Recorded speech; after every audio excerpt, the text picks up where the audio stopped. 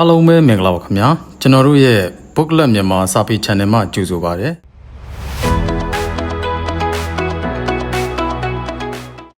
တို့ကကြားလေကြောက်ကကြားချီးပါကြောက်နေရတယ်ဘဝတွေကဒီခါတော့တကယ်ရုံးထွက်ရမယ်ချိန်ရောက်လာပြီ။ဘာဖြစ်လို့လဲကြားလို့လည်းကြောက်ရတယ်ကြားချီးကပုံကြောက်ရတယ်ကျွန်တော်ရက်ွက်ထဲမှာစေအိမ်မှုကလိုက်អော်တယ်ပြောင်းမဖောင်းနဲ့ဟေးပြောင်းဖောင်းနှစ်ဟေးပြောင်းမဖောင်းနဲ့လိုက်ချိန်တဲ့ကလေးတွေဝယ်ထားပြီးမဖောက်ရေးနောက်ကအုံးလို့ကြတော့ဟေးပဲကောင်းလဲကွာအဲ့ဒါဥက္ကဋ္ဌသားလေဟာဒီကောက်ပြောက်ကြကျေလိုက်တာဟာဥက္ကဋ္ဌသားကြတော့ဒီကောက်ပြောက်ကကျေလိုက်တာကျန်တဲ့ကောင်တွေတော့နှစ်စီတယ်အဲ့လိုလည်းမဖြစ်သေးဘူးစေထိုးရတယ်ဆရာမမရှိဘူးပြောမှာဆရာမလို့ပြောတာပဲအပြာကအစိမ်းကအန်လီလားဘယ်သူမှမသိဘူးသူလည်းအဲ့ထမင်းတစ်ထည်နဲ့နေရပဲကျုပ်လို့ခေါ်တဲ့စေထိုးအကြည့်ပြုတ်အကလည်းကြီးပဲထက်ရင်နဲ့ဝမ်းနဲ့ပြုတ်ထားတာအဲ့ဒီကျုပ်ကမှညက်နဲ့ဆွဲအောင်နာအဲ့နဲ့ကျလိနဲ့လှဲ့ပြီးဆိုရင်နောက်ကဂရင်ဘဝလူနာယောဂ50သာပျောက်ဆရာကြီးအဲ့ဒီအကဟောလို့ချောင်းကြည့်မှန်ပြောင်းလို့ပဲအကုန်မရအဲ့ဒါပနစလန်လေးစုပ်ပြီးတော့ဆရာမကိုယ်ပဲလှဲ့ပြီးဆိုယောဂချွေးတန်နေထွက်ပြီးအဝတ်သားတော့ပြန်တော့တာကောင်းလေးဟိုဘက်တဲ့ဒီမောက်ပုတ်နေတာကြာသူပုတ်နေတော့ကိုကအောင့်ထားတာ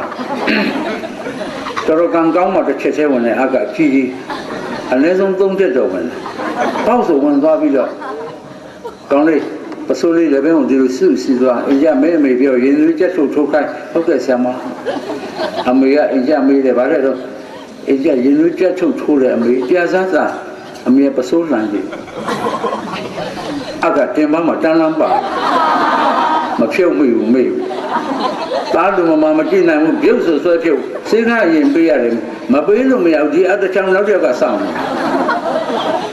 ပါလာတာမော်တော်ကားတာရတန်ဆုတဲ့တိုင်ပါလာသားတို့သမီးတို့ကံကောင်းတယ်အခု disposable syringe တခါတော့မရှိဘူးတရောအလုံးထိုးတာပဲ ANDS ဆိုတော့မရှိလို့တော်သေးတာဒီအတချောင်းမပြောက်သွားရင်အဲ့ဒါနောက်ထပ်မစင်စားနဲ့တော့နေခဲ့ရတဲ့ဘဝတွေလက်ဖေးတစ်ခွက်တောက်ချင်တယ်သားတို့သမီးတို့အောင်မတည်အခု300ပြီးဘယ်နာတော့ပေါ်စင်ကချိုးစင်လားဖန်စင်လားဦးနေဝမြင့်တို့ကလက်ဖေးတောက်ဖို့တမဖယားမှနေတဲ့စုတောင်းရတယ်အရှင်ဘုရားဘုရားတို့ပြီးတော့အပြင်းထန်ဖျားပြရစီခင်ဖျားမှလက်ဖေးတိုက်တာလက်ဖေးဆိုစီမှာအပြင်းထန်ဖျားတော့လူနာအသက်သာဖြစ်၍အခြားမိသူနဲ့မှမပတ်သက်စေရအဲ့ဒီအမိန့်ထုတ်ထားတဲ့အတိုင်းပဲအမေကကြည့်နေတာကိုလေးပူပြီးဘုရားတော့ကြာတော့သနာရနဲ့အတူပါရဲ့ကိုလေးပူအောင်လုပ်ပြီးစမ်းပူလည်းမရသေးအဲ့လောက်နဲ့မရကရုံကြီးဖြစ်လာတယ်မရသေးဘူးကရုံကြီးနဲ့မင်းတမတ်တော့ကုန်ခံနိုင်မောင်းတော့ကရံကရံပြောပြီးဆိုတော့မှ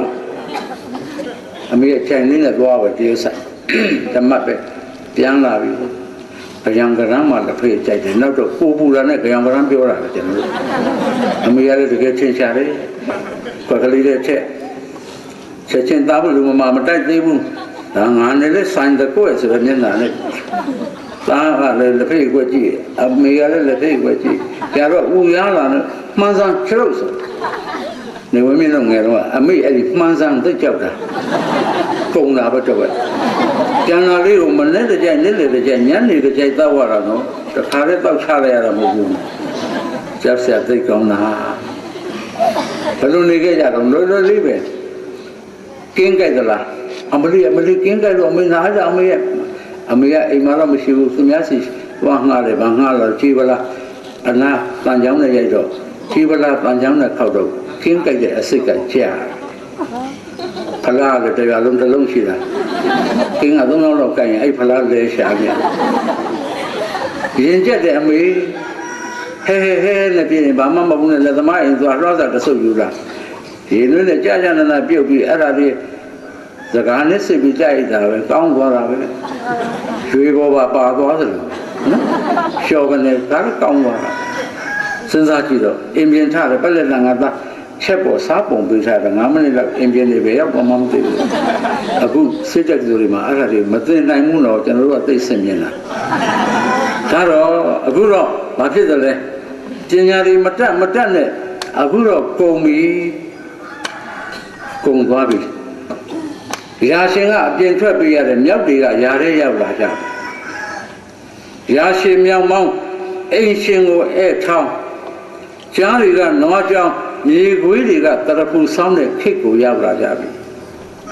ဘဝမူရသမျှနဲ့ရောင်းအေယာဝတီရခိုင်ကချင်လက်ဗလောင်းလင်ယာမူသာခိတ်ကားမပြောင်းမြမမြေပုံခါတချမ်းဆောင်အဲ့ဒီခါတချမ်းဆောင်တဲ့မြေပုံပြန်တဲ့ဖို့ဘာလို့သမီးတို့ဘာနဲ့တဲ့မလို့ပညာနဲ့တဲ့ရလိမ့်မယ်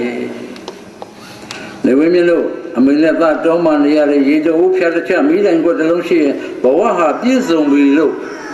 တလွဲတွေးခဲ့တယ်ဖတ်ဆရာစာအုပ်မရှိဘူးသမိုင်းမသိဘူးပထဝီဆိုတာဘာမှမသိဘူးကိုယ်နိုင်ငံမြေပုံကိုမြင်ရတာတောင်ဒါတို့နိုင်ငံလို့မသိခဲ့တဲ့ဘဝတွေအမေဆိုပြတဲ့ချင်းအမေပြောပြတဲ့လူဘဝအမူအရာလောကအမူအရာအမေသွားသလောက်ဦးနေဝင်းတို့ခရီးရောက်အမေကိုတော့ကိုပါကိုအမေကြီးတော့ကိုပါကြီး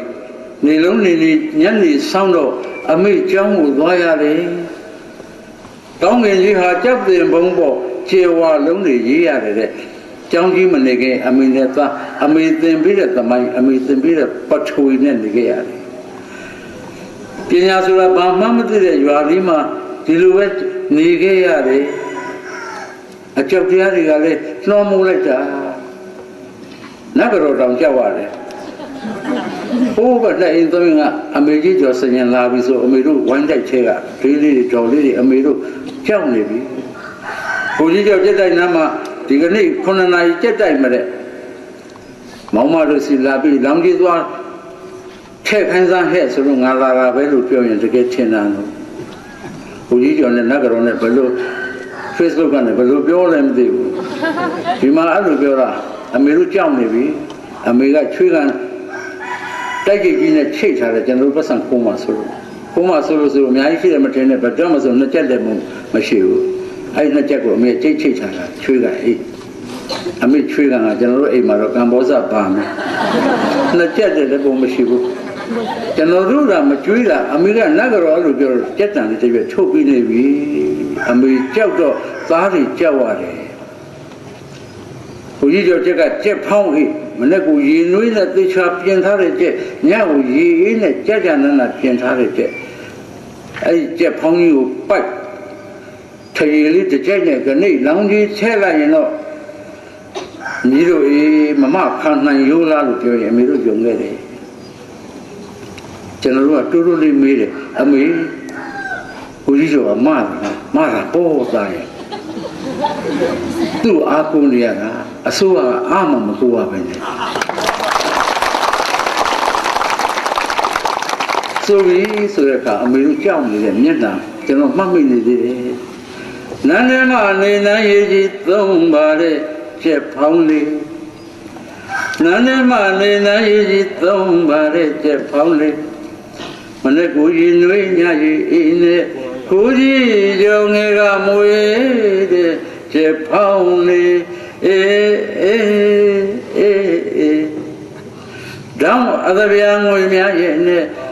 လောင်းစရာငွေမရှာပါဘူးတောင်းအသဗျာငွေများရဲ့နဲ့လောင်းစရာငွေမရှာပါဘူးကြကြတိုက်မဲ့ပြင်းရင်ဆိုင်ကြော့ရှင်ဘန်ကောင်ကိုနေမပါလို့အလူရှင်လူတော်ဘန်ကောင်ကိုနေမပါလို့အရာကလေးကိုတဲ့အမနာအိမ်လေးချင်းကိုတဲ့အမနာမတော့ရရင်သီလဆောင်နေကိုကြီးကမတော့ရရင်သီလဆောင်လိုက်တာပဲတော့ရရင်တပ်တာပဲနော်ဒီလိုတစ်ချင်းနဲ့ကြီးရတော့ဆိုင်လို့ရဲလူတို့ကြောက်တဲ့တို့ဘာဘူးတို့ဒီကောင်းလေးပဲလားနေမှတော့မသိဘူးဦးနေဝင်းမြင့်တို့ဒီလိုချက်တီနဲ့ကြီးခဲ့ရတယ်ဒါပေမဲ့ဆရာသမားမိဘတွေပုံကျေးဇူးလာပြီဆရာကြီးဆရာမကြီးများကနိုင်ငံတော်သချင်းနဲ့ ကျောင်းကိုရောက်တဲ့အခါ assembly ရှိစီရပြီဆိုတဲ့အခါအမိသမိုင်းအမိပထဝီတွေထားခဲ့ရပြီနတ်ချင်းတွေထားခဲ့ရပြီအဲ့ဒီအင်မတန်အဆွဲလန်းကြည့်ခဲ့တဲ့ဆွဲဟောင်းလမ်းဟောင်းတွေထားခဲ့ရပြီကျောင်းရောက်တော့ assembly စီရပြီဟွန်တယောဆရာကြီးကကျောင်းရှိကအလံတိုင်းမှာဟွန်တယောဘိုးတန်ချိန်ပြီးစောင့်နေပြီဦးနေဝင်းတို့သားတို့သမီးတို့အခုဆိုသလိုပဲဆိုခဲ့ရပြီတရားမြတ်တာလွတ်လပ်ခြင်းနဲ့မသွေတို့ပြေတို့မြေများတို့ခတ်သိမ်းရောက်သေးဖို့ခွင့်တို့နေမြဝါရဖြူစင်တဲ့ပြေတို့ပြေတို့မြေပြည်တော်စုအမွေအမြဲတည်ကြံစေဒိဋ္ဌံပြုဝေထိသိမ်းစုလေးဘာမှမထူးဆန်းဘူးနော်သားတို့လည်းဆိုရတယ်သမီးတို့လည်းကျောင်းတွေမှာဆိုရပြီတရားမျှတခြင်း justice လောကမှာတရားမျှတခြင်းသည်ရှိရလိမ့်မယ်ဥပဒေနှမျိုးမရှိရဘူး no one is above the law ဥပဒေပေါ်မှာဘယ်သူမှမရှိဘူး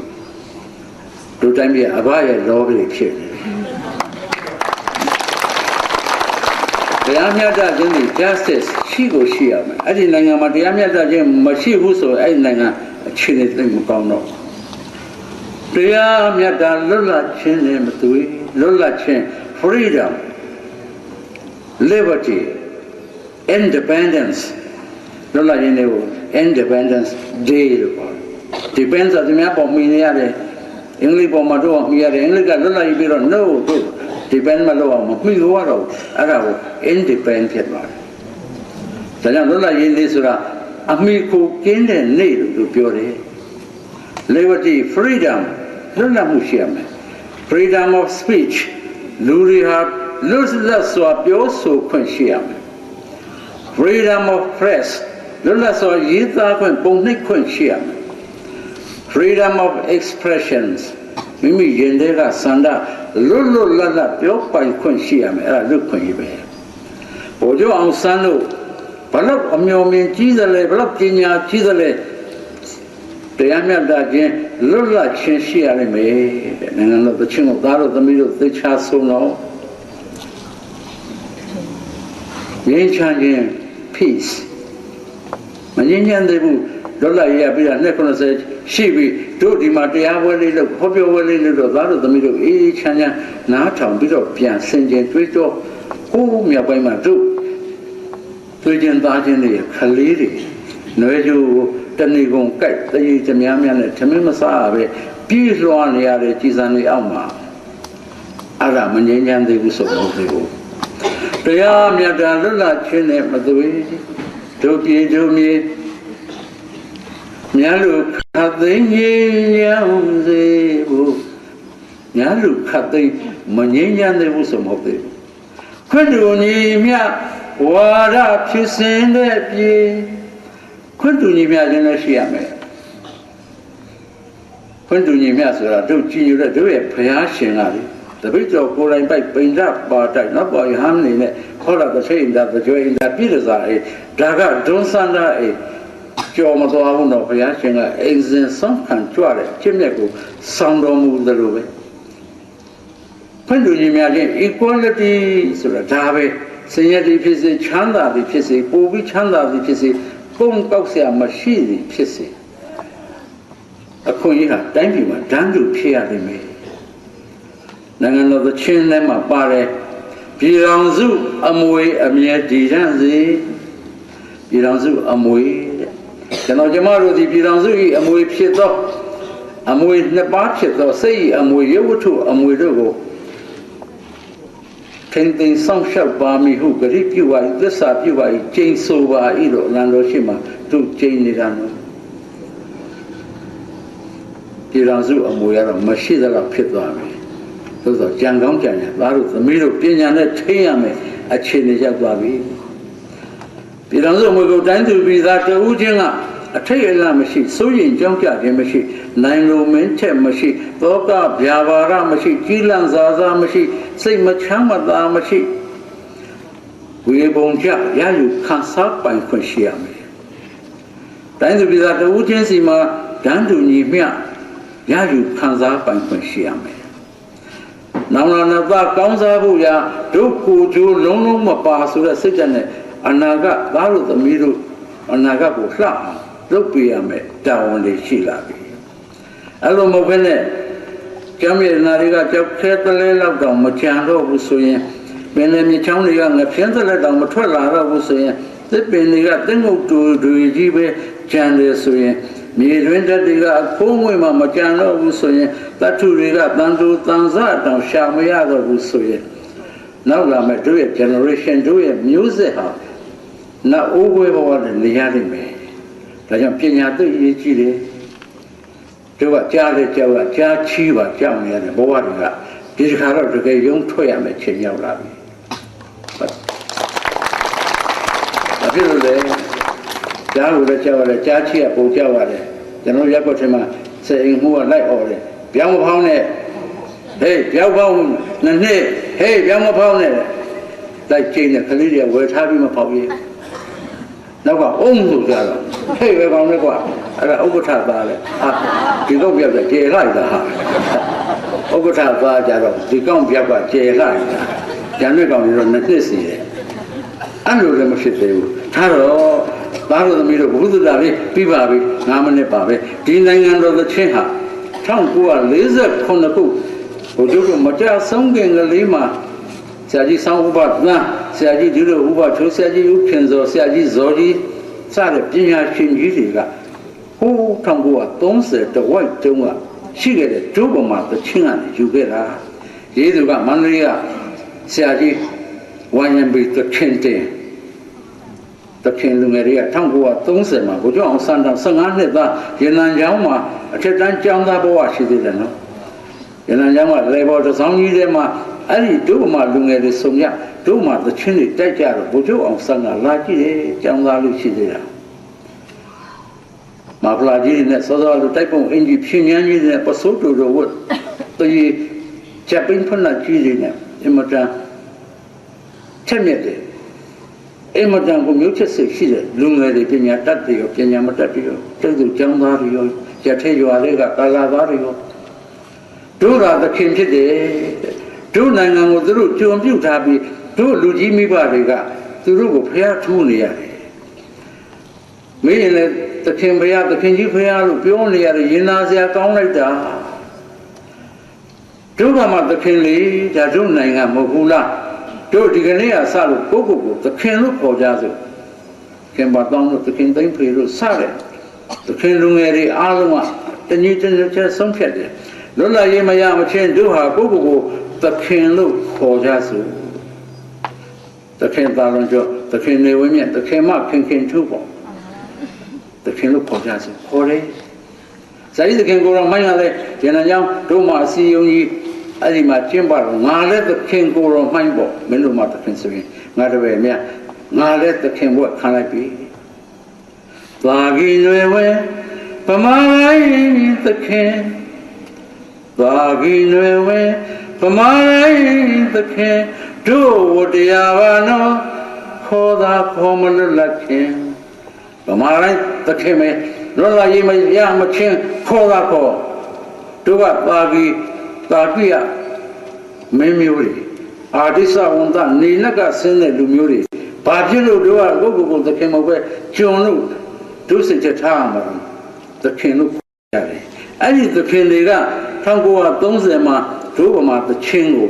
ဝိုင်းရပြီးသခင်တွေနဲ့ရေးခဲ့ကြတယ်ဒါလို့သမီးတို့ကြားဘူးလေမကြားဘူးရင်လည်းဦးလေဝင်းမြင့်ကဒီနိုင်ငံတော်သချင်းကအဲ့ဒီကလာတယ်ဆိုတာလေးသိုံလေးဟောပြီးဒီကောင်းချွတ်မယ်သိတယ်တန်ဖိုးရှိပါတယ်သချင်းကတော့တကောင်းပြရစာ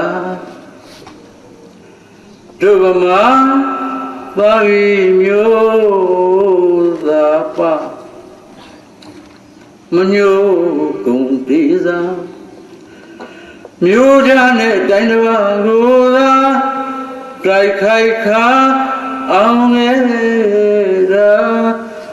တို့ဗမာစိတ်မှန်ငယ်အစစ်အဖြစ်ကြီးဖြစ်လျက်စိတ်မှန်ငယ်အစစ်အဖြစ်ကြီးဖြစ်လျက် ထင်းတလဲကျုံရထုံးနေမသွေလောကဓမ္မရာပေငါတို့ကံခေစိတ်မှန်ခြင်းစိတ်ကချင်းဖြစ်ရပြီသိငုံမြင့်တုံမြင့်တုံအခုတို့အရှင်နှစ်ပါးရဲ့ဇာတာညံ့လို့တိုင်းပြည်ရဲ့ဇာတာကညံ့လို့တို့ကြုံဖြစ်ခဲ့တာတကယ်တော့ပညာညံ့လို့ကြုံဖြစ်ခဲ့တာနော်ဒါပေမဲ့သခင်လူငယ်တွေကဒီအလုံးလေးနဲ့စဖွဲ့ပြီးတော့မြို့ချစ်စိတ်ကြရှင်သာအောင်တဖြည်းဖြည်းဒီသချင်းကိုလှုပ်ဆော်ယူလိုက်တယ်နောင်ရဘေမကြည်စရာရာဇဝင်တင်ထားမြို့ရိုးနွယ်လာ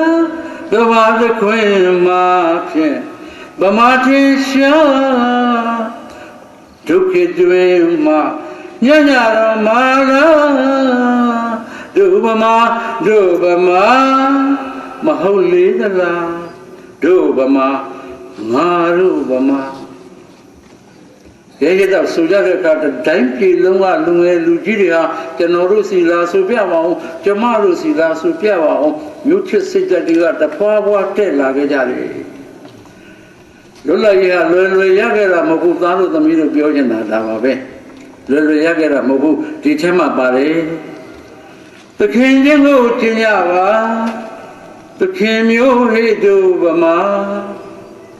မိုးအောင်မြေပြင်မှာအထက်ကစိတ်နဲ့သာမရီသွေးဒုဗမာဒီပိုက်လေးပါတယ်နော်သာမရီသွေးဒုဗမာအခုနသားတို့သမီးတို့ဆိုပြတဲ့ဒုကနေ့အစမ်ဘလီမှာဆိုရတဲ့သချင်းထဲမှာပါတဲ့အလိုက်ကလေးကဒီဒုမှာသချင်းကယူခဲ့တယ်ဒုမှာသချင်းထဲမှာပါတယ်ဩအမျိုးသားရေကျူပန်းကြပါဒုကသားတို့ဆိုတဲ့သချင်းလေးထဲမှာတရားမြတ်တာလွတ်လပ်ခြင်းနဲ့မသွေးအလက်ကလေးအတူတူပဲသူဝေးတာကိုတို့မှသချင်းလူငယ်တွေဆိုခဲ့တယ်အရှိကနေဝန်းထွဲသိပမာပဒုက္ခကိုတော့ရောက်ရမည်မှာမလွဲပါတို့ဗမာအခုတို့နိုင်ငံတော်သချင်းများလို့ခါသိငြိမ်းချမ်းစေဖို့ခွင့်တူညီမြဝါဒဖြူစင်တဲ့ပြေဒီလိုက်ကလေးဟုတ်တဲ့ခင်လူငယ်တွေ1930ကဆိုခဲ့တဲ့ဗမာပြည်တဝန်းအကုန်ကိုအိမ်မှတ်ပါကိုရမှတ်ပါအဲ့ဒါတို့ဗမာအခုသားတို့သမီးတို့ဆိုတဲ့ချင်းလေးထဲမှာပါတယ်ပြည်တော်စုအမွေအမြဲတည်ကြစေဒိဋ္ဌံပြုဝေထေသိမ့်စုလေးတဲ့အချုပ်အားဖြင့်ပြောရင်ပညာရေးကြည့်ပြီပညာကိုအထွတ်တက်နိုင်ကြပါစေမေတ္တာကိုတကွန်လွှမ်းနိုင်ကြပါစေအဲ့ဒီပညာအဖြစ်အဲ့ဒီမေတ္တာအဖြစ်တို့ကနေ့သွားရမယ်ဒီမိုကရေစီနိုင်ငံတော်တဲ့မှာသားတို့သမီးတို့ရဲ့ပခုံးဆွမ်းအားနှလုံးဆွမ်းအားတွေအင်မတန်အရေးကြီးနေပါပြီရမရပါများဒုတိယမိခင်ဖခင်များဖြစ်သောဆရာမများမိခင်ဖခင်များဆရာတော်တန်ခါတော်ရှင်သူများကစလို့ပုဂ္ဂိုလ်လှလို့ဒီတဲ့လှအောင်လို့သားသမီးတွေရဲ့ပညာရေးဟာတိုင်းပြည်အနာဂတ်ရဲ့ပညာရေးတိုင်းပြည်အနာဂတ်ရဲ့လှပသားရတဲ့ဘဝအမုံကိုရောက်ရှိဆိုတဲ့ညွှန်မှန်းချက်နဲ့ရရွာမှာစကြည့်တဲ့ကြီးတွေထူထောင်ပေးလို့ခင်ထူလို့ပြောခဲ့သလိုပဲအရက်ဆိုင်ကိုမရောက်ဘီယာဆိုင်ကိုမရောက်စာကြည့်တဲ့စီကိုရောက်မဲ့ပညာဗန္ဒတ်စီရောက်မဲ့စာကြည့်တဲ့ကြီးများကိုလည်းထူထောင်လို့ဒီလိုဟောပြောပွဲများတဲ့နှစ်စဉ်ချင်းပလို့ပုဂ္ဂိုလ်လှလို့ကြည့်တဲ့ဒီလှအောင်ပညာပြည့်ဝနှလုံးလှတဲ့ရွာဖြစ်အောင်အားလုံးကဝိုင်းဝန်းကြပါစို့ဆုတောင်းရင်ဒီကုန်းချုပ်ပါရခင်ဗျာ